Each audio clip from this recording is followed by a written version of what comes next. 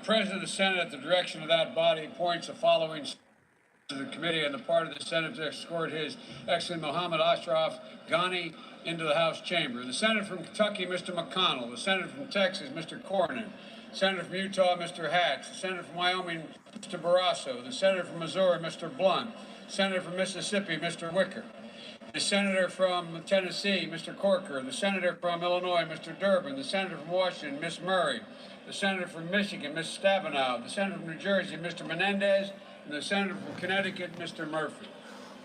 The members of the escort committee will please exit through the chamber lobby doors.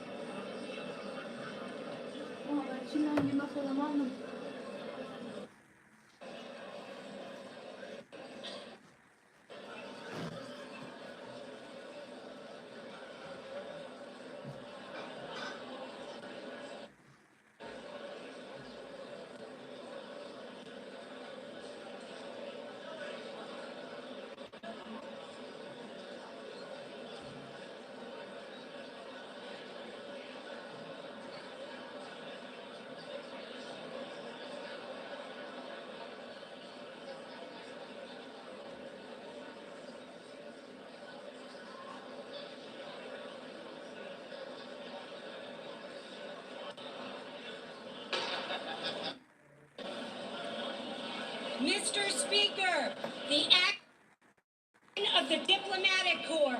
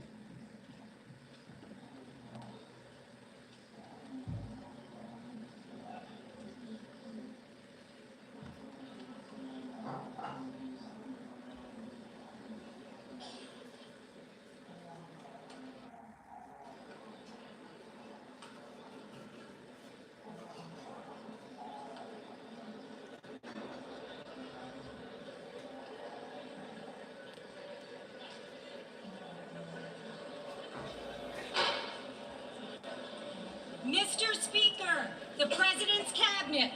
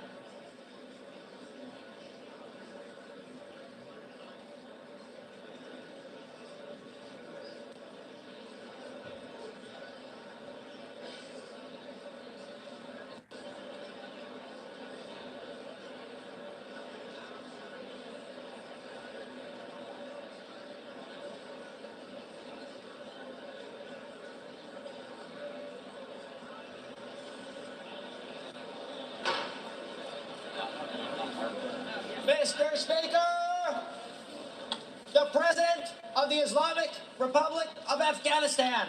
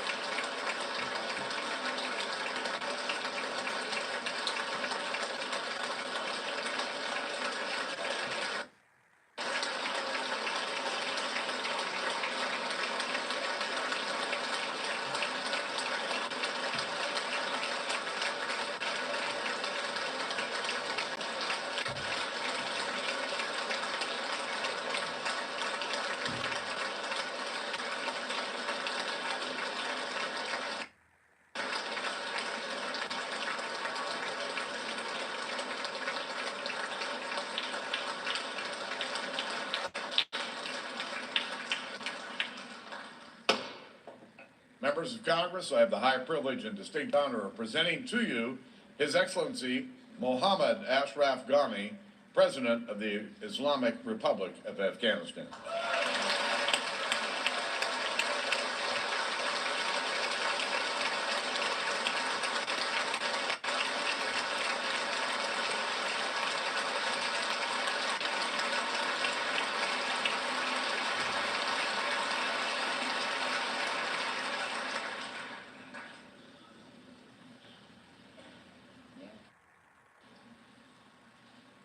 In the name of God, the merciful, the compassionate, Speaker Bonner, Vice President Biden, Senate Majority Leader McConnell, House Majority Leader McCarthy, House Minority Leader Ms. Pelosi, Senate Minority Leader Mr. Reid, ladies and gentlemen of the Congress, please allow me to thank you for your gracious invitation to address this unique forum of deliberative democracy. Above all else, I'd like to begin by thanking the people of the United States whose generous support for my country has been of such immense value in advancing the cause of freedom.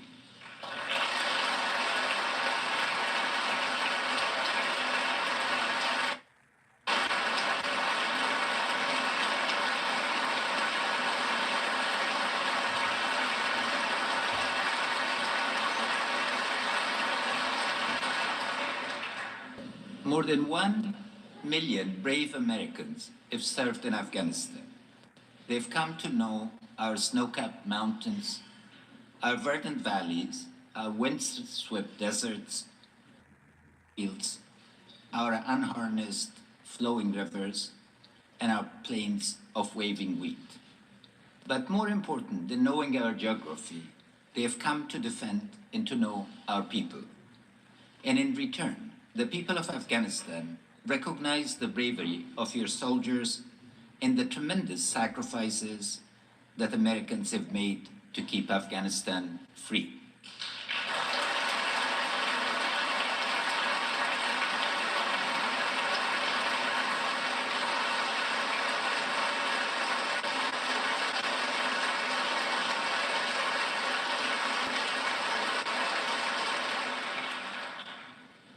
owe a profound debt to the 2,315 servicemen and women killed and the more than 20,000 who have been wounded in service to your country and ours.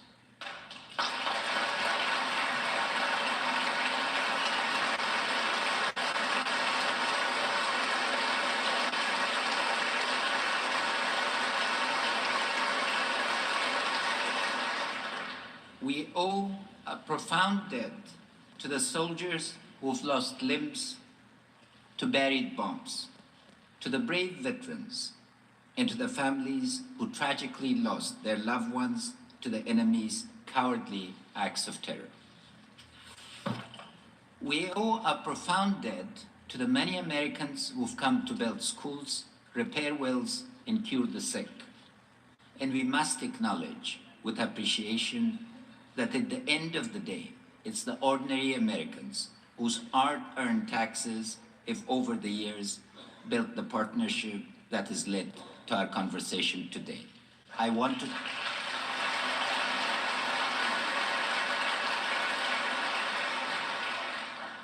to thank the American taxpayer and you, their representatives, for supporting us.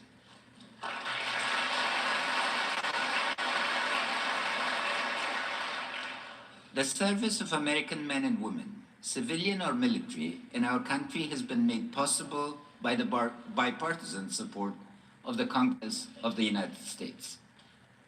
On behalf of our Parliament and people, I salute and thank you.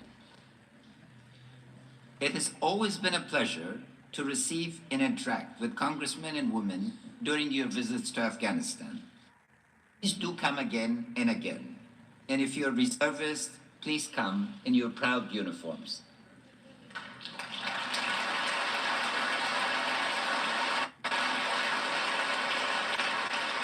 I had a unique opportunity that when Senator Graham was dressed as a colonel, I asked him to salute a three-star British general, and he complied. So thank you. Veterans will always be welcome in Afghanistan. Our deepest hope is that the time will come when Americans visiting our country see the cultural heritage and natural riches of the Bamiyan Valley, the ancient Timurid architecture of Herat and Mazar Sharif, the fishing streams of Badakhshan and Takhar, the forest of Ost-Konar, Nuristan and Paktia, and the ancient architecture of Farah, Helmand and Nimroz. Not as soldiers, but as parents showing their children the beautiful country where they served in the war that defeated terror.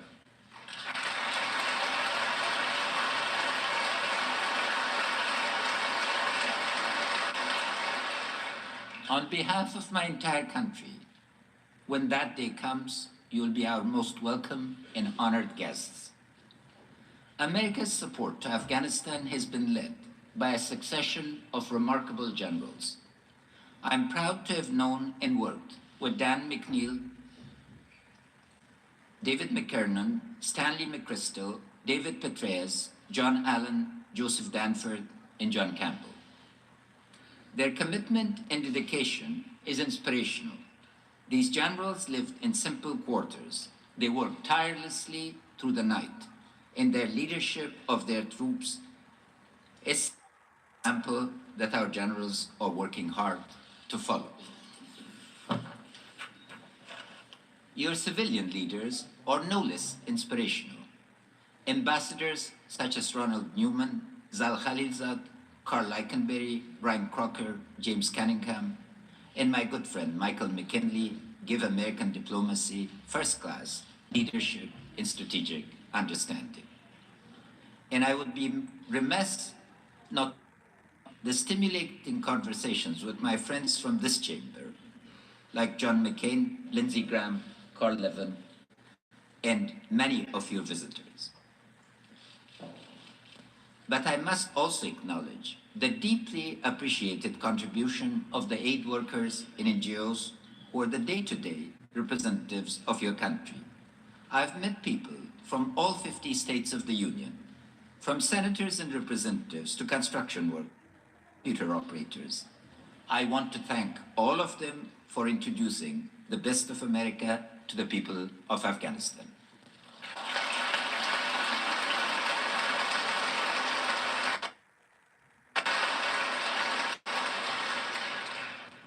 And finally, I would like to thank President Obama. He is an admirable and principled partner. His support for Afghanistan has always been conditional on our performance. I can appreciate his clear and disciplined approach to American engagement. Thanks to his strict rigor, we were encouraged and supported to build up the Afghan forces into the self-reliant army that it is today.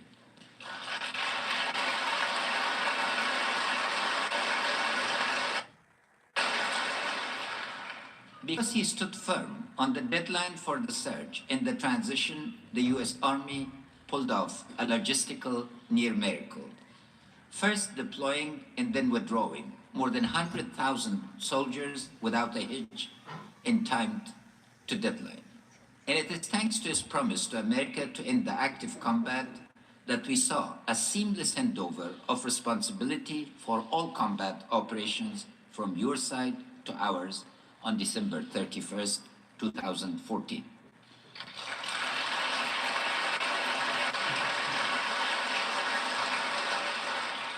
US soldiers are no longer engaged in combat.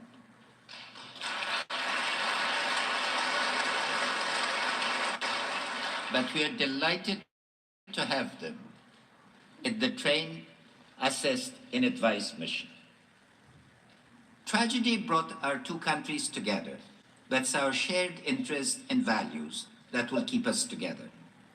September 11, 2001 was not a distant image that I watched on the emotionless screen of television. It was horrific and it was personal. I was in my office at the World Bank when the first plane smashed into the World Trade Center and forever changed the lives of each and every one of us.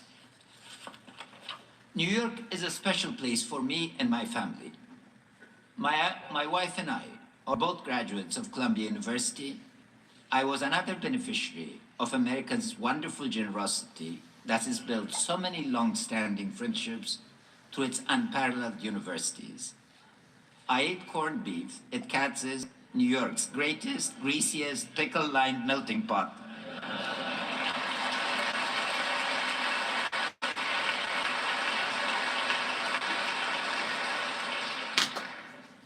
Close friends were working near the Trade Center.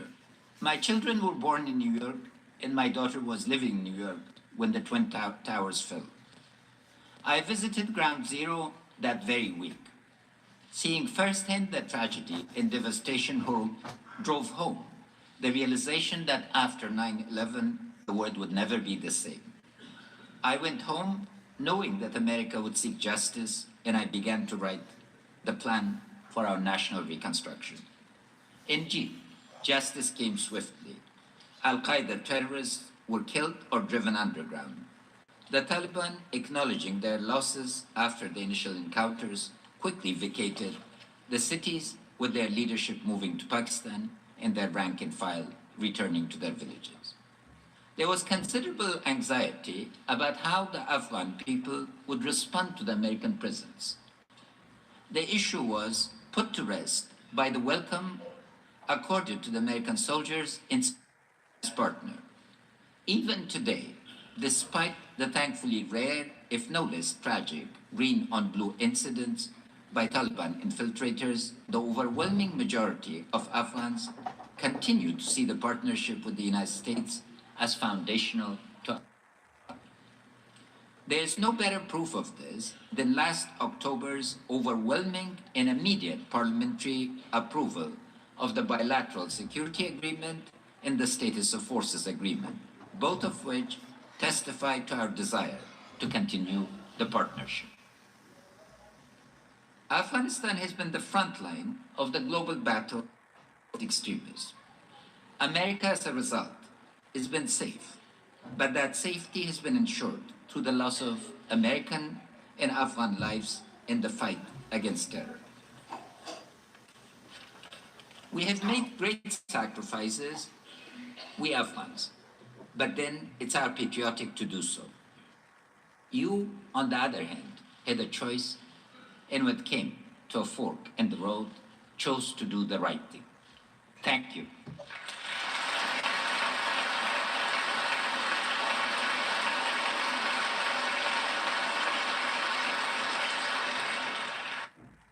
Most recently, due to the refusal of our previous government bilateral security agreement and the status of forces agreement with NATO, we had lost momentum, and both partners had to operate under uncertainty, resulting some 8 months of lost time in the most critical moment of transition. You could have used this opportunity to end the partnership and return home in frustration, but you did not. Thanks to the flexibility shown by President Obama in Congress, we've made up for the loss and have regained momentum, without breaking by even a day the promise of President Obama to the American people that the U.S. combat role would end on December 31, 2014. Thank you for staying with us.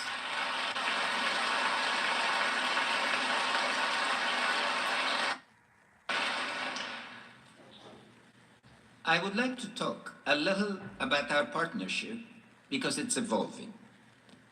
We're starting to balance the focus on security with a new emphasis on rule of law and justice, growth in the pursuit of peace and reconciliation. The framework for our future relationship is defined by our strategic partnership agreement and the bilateral security agreement. On your side, you've reaffirmed your commitment to support Afghanistan. On our side, we will focus on self-reliance. To get there, we've initiated reforms that will create a self-sustaining Afghanistan. I know American people are asking the same question as Afghan people. Will we have the resources to provide a sustained basis for our operations? And the answer is, within this decade, we will.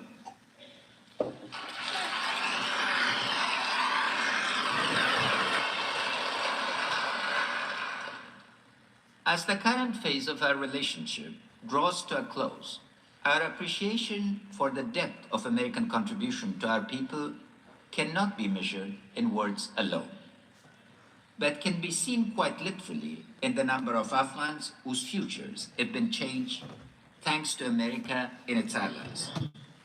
On September 10, 2001, this will no longer shock you, there were no girls enrolled in school in Afghanistan. It was illegal to educate girls. Today, more than 3 million girls in primary schools across the country are learning to openly and actively participate in the future of a democratic Afghanistan.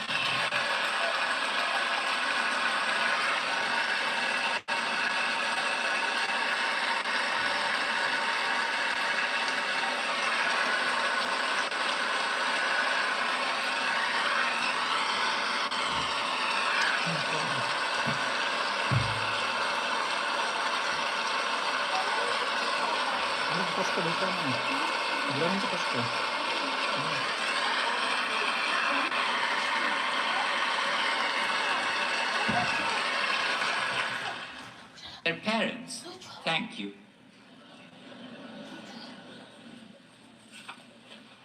In 2002, when the Allies built their first clinics, the average lifespan of the ordinary Afghan was 44 years. Today, it's over 60. Thank you.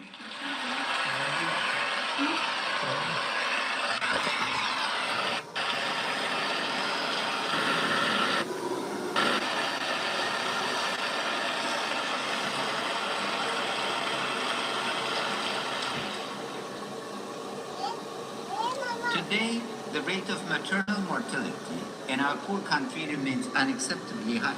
But thanks to the immense effort you've made to build clinics and train an Afghan woman is no longer more likely to die because she give birth to a child than if she had been someone fought on the front line of combat. Their husbands and their children thank you.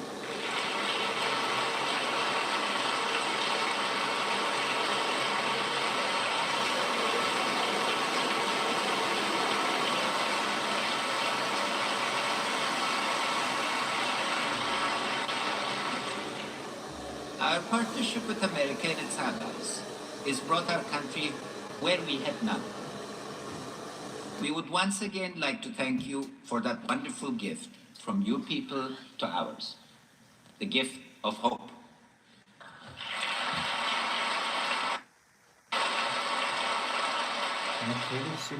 But in Afghanistan, there's a saying that no gift can remain unreciprocated.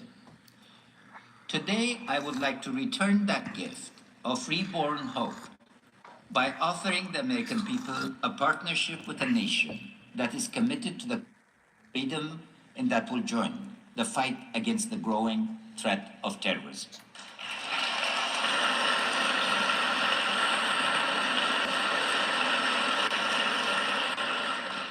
I will use my remarks today to tell America the history of how a future Afghanistan came to be.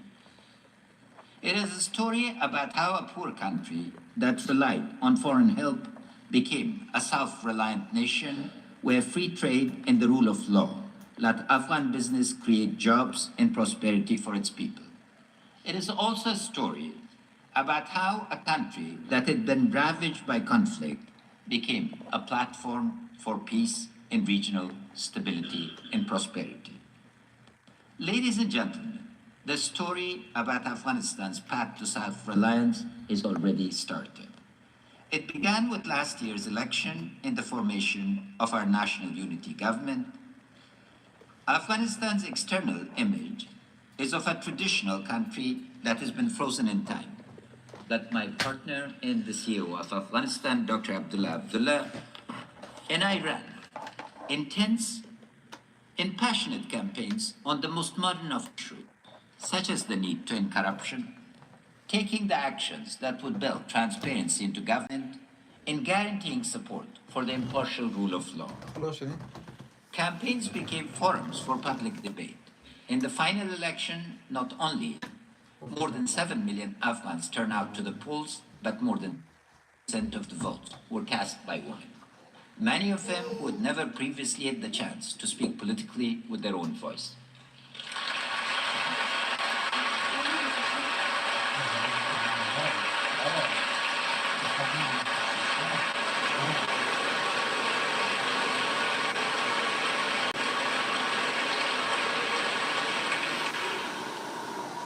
There's no denying that the election was hard-fought.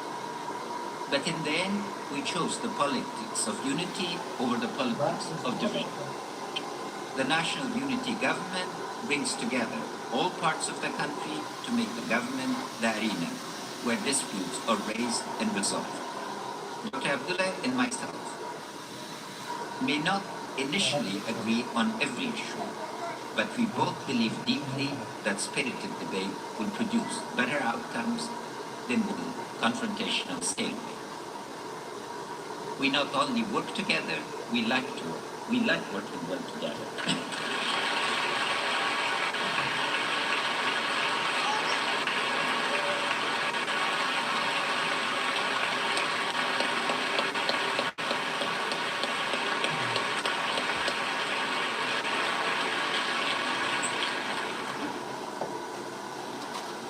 Afghanistan, contrary to wide perception, is well suited to democracy.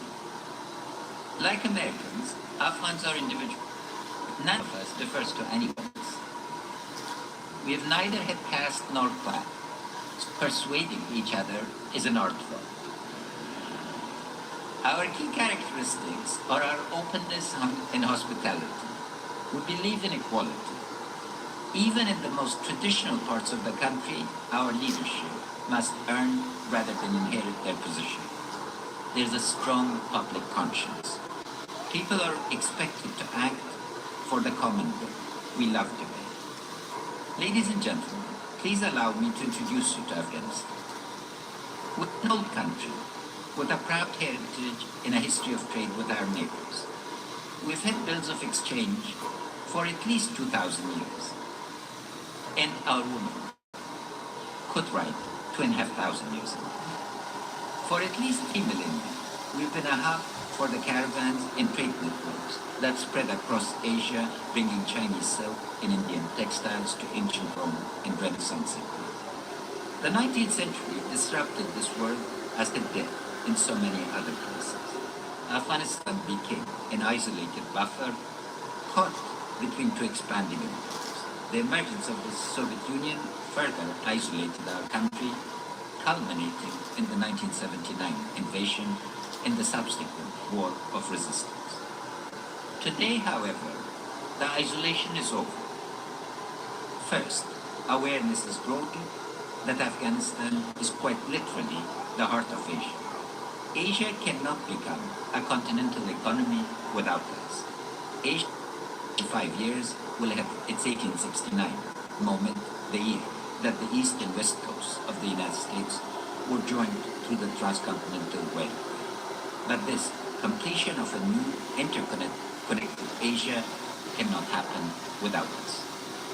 We are in the midst of 3.5 billion people to export something and not just import.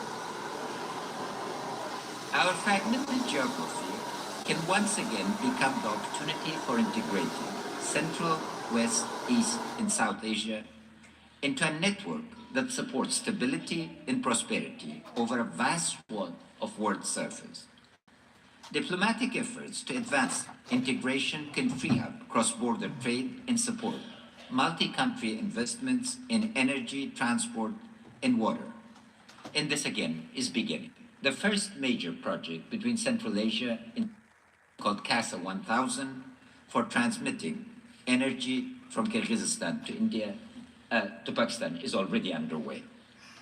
And I truly believe that diplomatic efforts backed by the leaders of our countries will build the peace and prosperity for South and Central Asia in the same way that the common market has done so for Europe and ASEAN has done for our neighboring region to the east. We envisage in Afghanistan that in the 20 years has become a hub of trade in gas pipelines, power transmission lines, railways, modern telecom, and banking services. But American support for all of these is essential, and we thank you for that.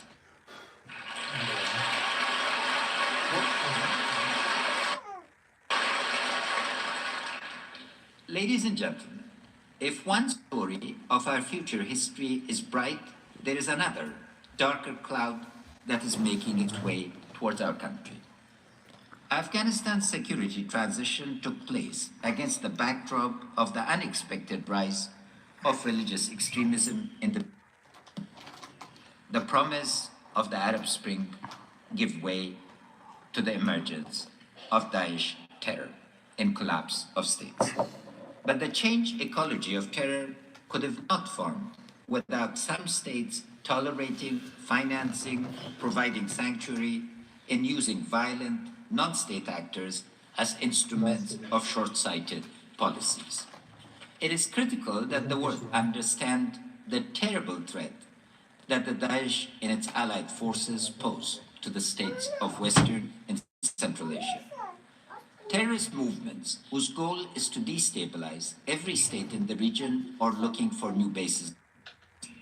We are the front line, but terrorists neither recognize boundaries nor require passports to spread their hate and discord.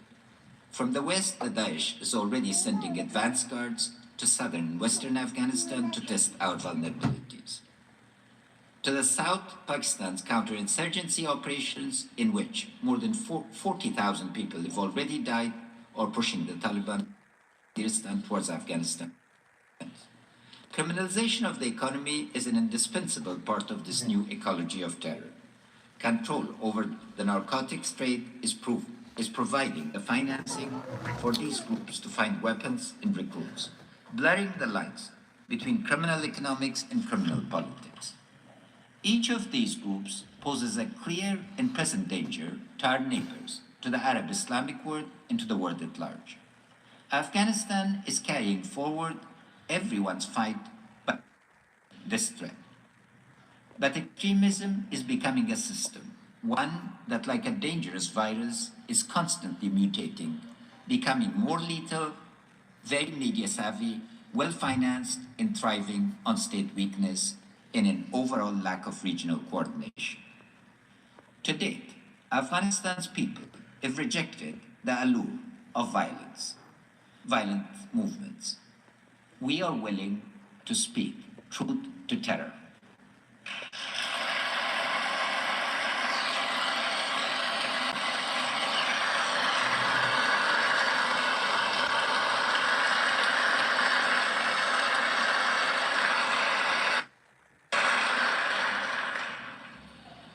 Military fighting may stem the advance of extremism, but it will not put an end to the anger and hatred being promulgated across Muslim-majority countries by these groups.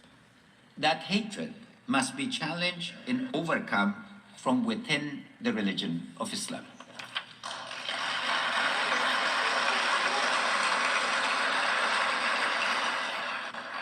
The heart of the issue remains who is entitled to speak for leaders, intellectuals, and those many millions of who believe that Islam is a religion of tolerance and virtue must find their voice. Silence is not acceptable.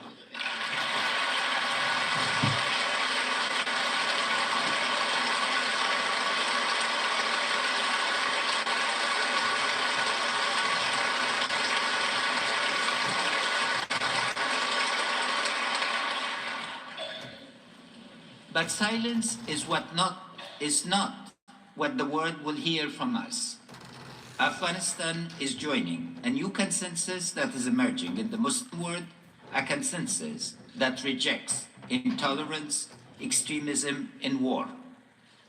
Scholars such as Frederick Starr have documented beautifully Central Asia's long tradition of rationalism and scientific inquiry. During Islam's golden age, Muslim scholars synthesized and recorded all known knowledge of the medieval world, giving the world advances in algebra, astronomy, water resource management, printing, and positive science.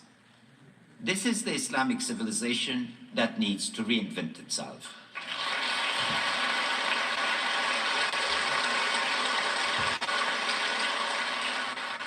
The Islamic world must understand its own gloriously tolerant and inquisitive past. It must re-engage with the world openly and without paranoia of encirclement.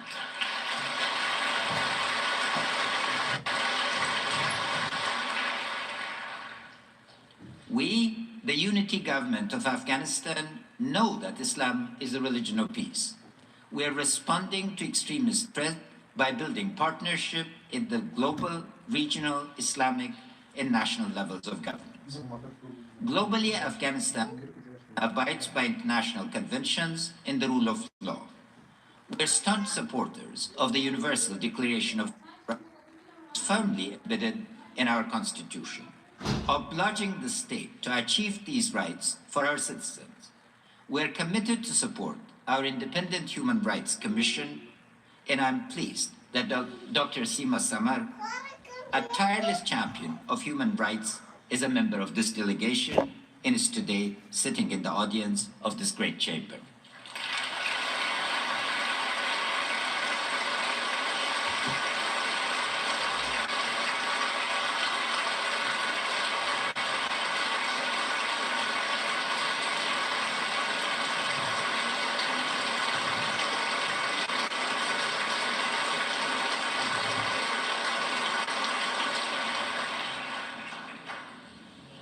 And our government will join the free trade system and harmonize investment rules that build prosperity and promote peace.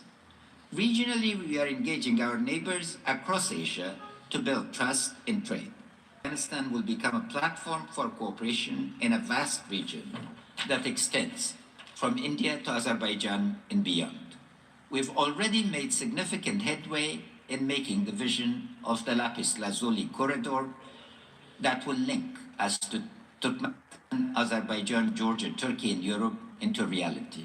And thank Congress for wearing Lapis Lazuli.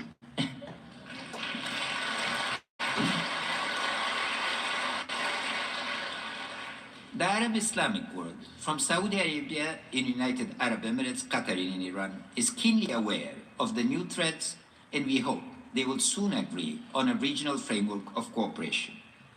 The recent declaration of a council across the Muslim world may well be a historic turning point in building that alliance. Condemnation of terror by this largest gathering of Muslim ulama is an unprecedented step and an acknowledgement of the shortcomings of Muslim-majority country governments. Properly supported, Afghanistan is uniquely positioned to block the spread of extremism. We have none of the historical inferiority complexes that fuels resistance against Western domination. After all, we defeated most of the empires.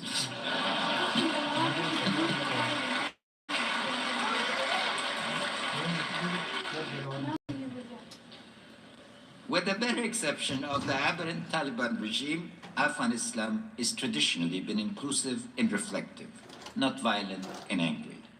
And after 36 years of conflict, our people vaccinated against the seduction of ideologically based conflict. Our people, our children, desperately want to be normal. Ordinary is what has escaped us, and we'd really like to be leading ordinary lives. To go to school and come back. To shop without being blown up. To play volleyball without being attacked. So many children, if I held in my arms, would have been mutilated. That must not be permitted and cannot be permitted, will not be permitted.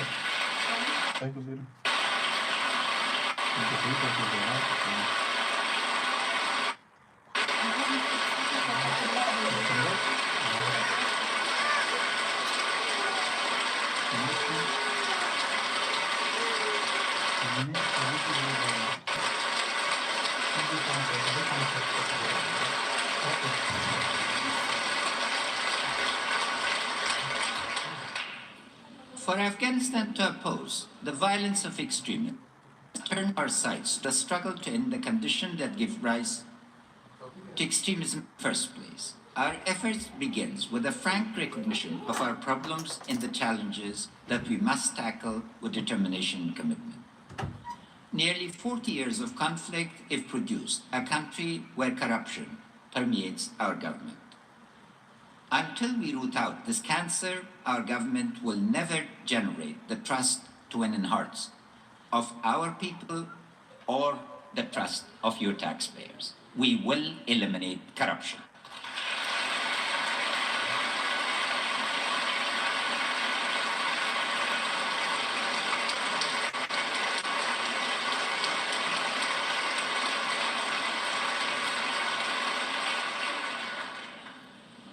On our second office, we tackled the notorious case of Kabul, which for years had lain in abeyance. I'm pleased to report to you that all the court system of Afghanistan, including the Supreme Court, has now made a decision against these thieves and has allowed us to collect from them. And we will collect and get the public purse refilled.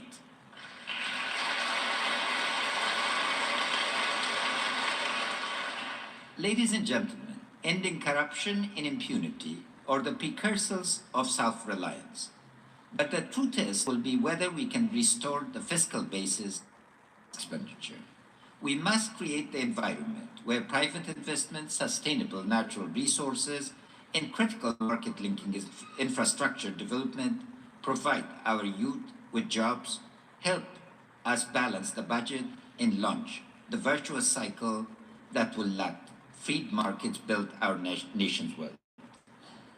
Here I'm pleased that we are reversing decades of mismanagement.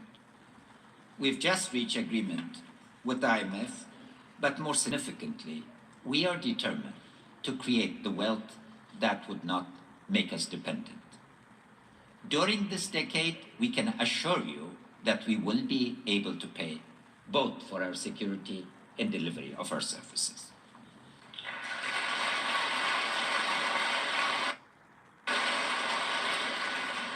If economic growth is the first foundation block of self-reliance, the second foundation is with the education of Afghanistan's women. No country in the modern world can be self-reliant with half of its population locked away, uneducated and unable to contribute its energy, creativity, and drive to national development. We have a tradition of respecting women, and let us not forget, the largest trader in Arabia was the wife of the Prophet. And the greater transmitter of knowledge, the authentic sayings of the Prophet, was his second wife. Aberrant customs do not replace the fundamental sense of justice between men and women that societies that seek fairness are built upon. Culture traditionally had space for women as leaders, managers, and traders. The gender apartheid imposed by the Taliban came from people who had grown up outside of families, in refugee camps and religious boarding schools. Our plan for restoring women's place in society is built on three pillars that rest on a foundation of respect for the human, religious, and constitutional rights of all our citizens.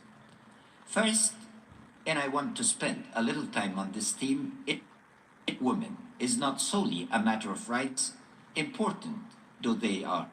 It is a matter of national necessity.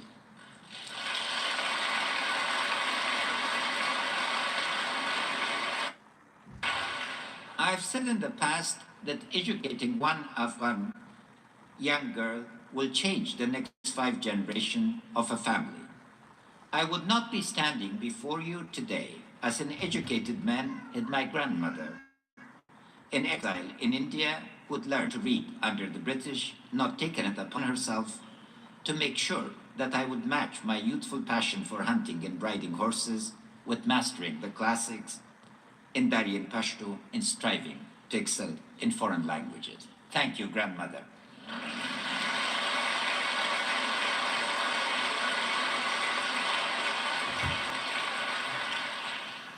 Afghanistan's self-reliance demands men and women who can run a modern economy. Basic health and education must reach all Afghan girls. That's a promise. But beyond Afghan girls with these basic rights, we will increase to parity the number of women graduating from high school. Even as I address you today in Kabul, designs are already being finished for an all-women's university that will provide safe, top-quality education for the next generation of Afghan women leaders. Let me tell you the story of Khatira Afghan, a young woman from Kandahar. Her schooling began when she braved threats of disfigurement by people swearing that they would throw acid in her face before they would let a girl attend the school. She would not be dissuaded. Her uncle threatened to disown her when she applied to university, but she stared him down.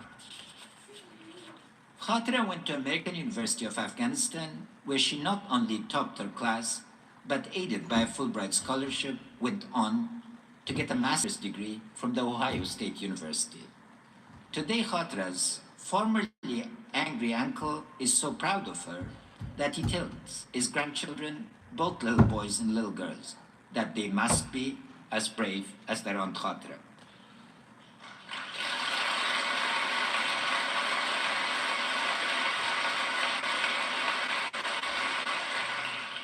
Khatira, like thousands of Afghan women, thanks America for those opportunities, for the primary school teachers, for the university in Kabul, for the scholarship to Ohio, that changed her life and her children's future.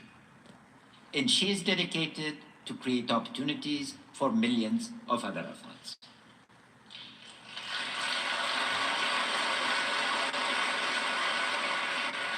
The second pillar is that women must have the same access to economic opportunities as men. Women's full empowerment will come about not through global conventions or government programs, but when they have jobs and own businesses. The United States has been a steadfast supporter of the nationwide National Solidarity Program, which for 10 years has given not thousands, but millions of poor village women their first chance to control their own resources.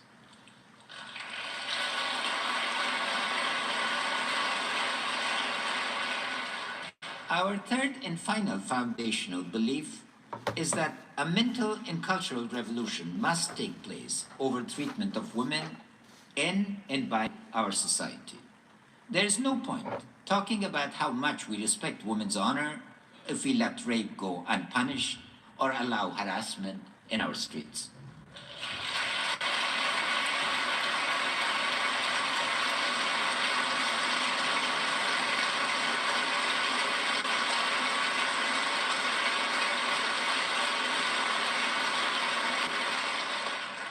We've signed the global conventions to end discrimination against women.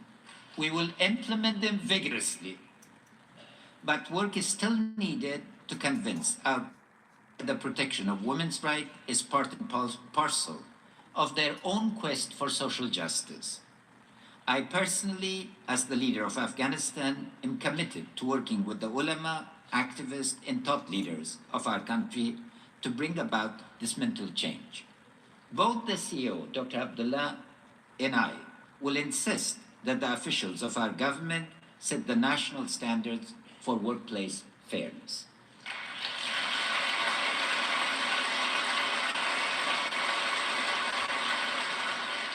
Thanks to your help and support, the opportunities for women are indeed changing. I'm sure that many of you have seen those stunning Skatistan videos of fathers proudly taking their shiny-eyed daughters to show off their newfound skills in the ancient art of skateboarding. They are but the tip of the changes that are underway, which must be protected and advanced. I am meeting frequently women who are entertaining seriously the idea of becoming the first woman president of Afghanistan, and we will support them.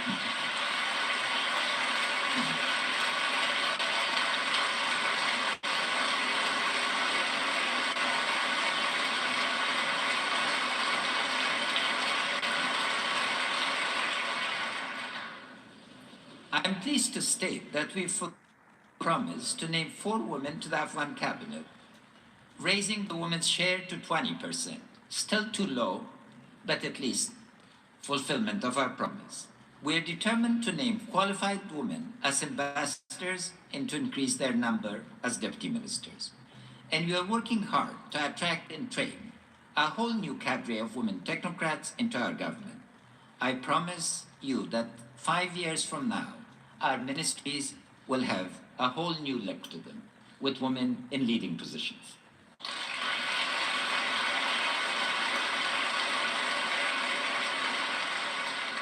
We are a country of young people. The absolute majority of people are under 30 years of age. Youth are invested in the future, not in repeating the past. Jobs and engagement with the world are their first priority.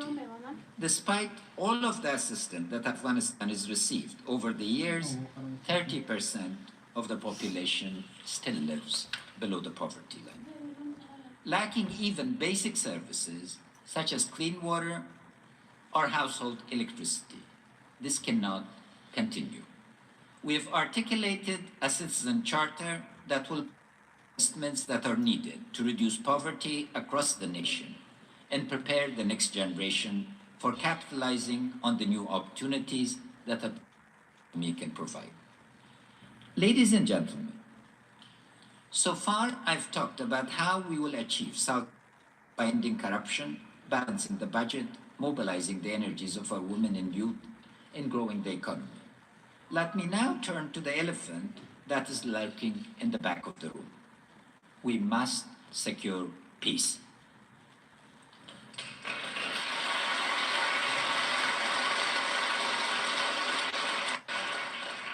Afghans have shown that we know how to fight. Unfortunately, we inherited that skill for 3 million years.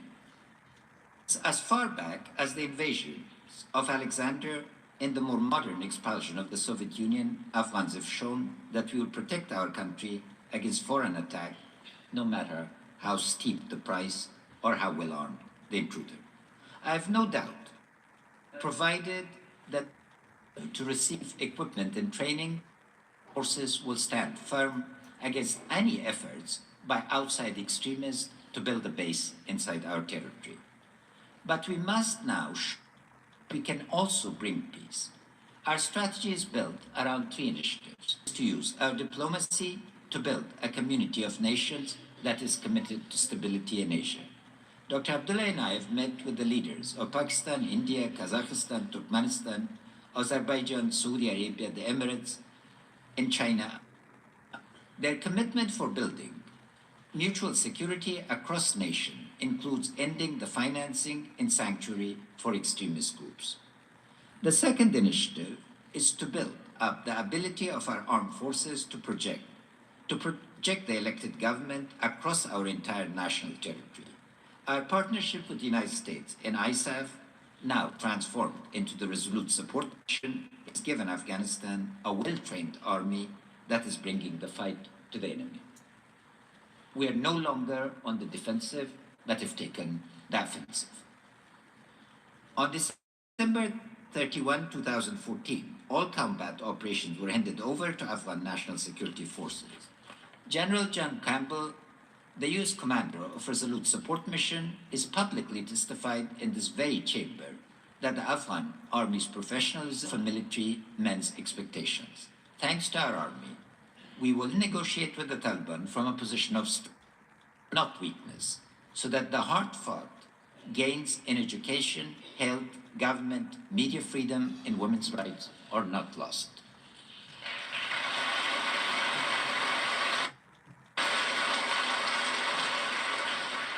The third initiative will be our push for reconciliation. Need to choose not to be Al-Qaeda and be Afghan. And if they choose to be Afghan, they will be welcome to be part of our society.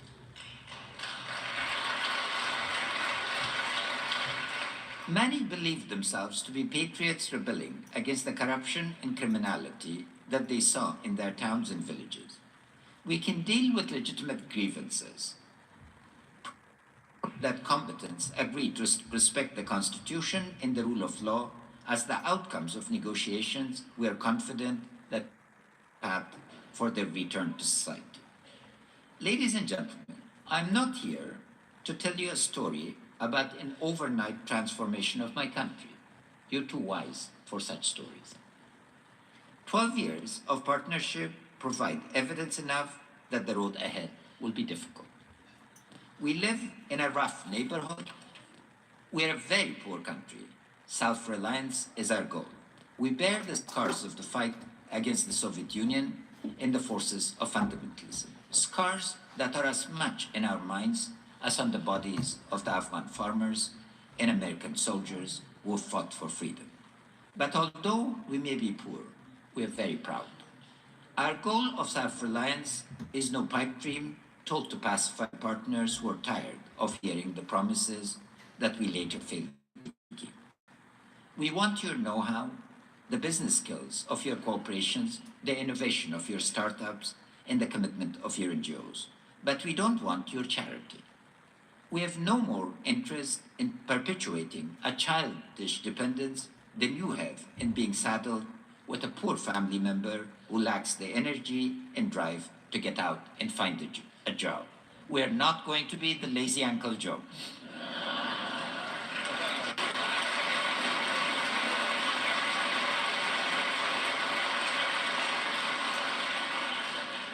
Afghanistan can and will enduring success. Your support, your understanding, and your commitment to our country will not have been in vain. Afghanistan will be the graveyard of Al-Qaeda and their foreign terrorist associates.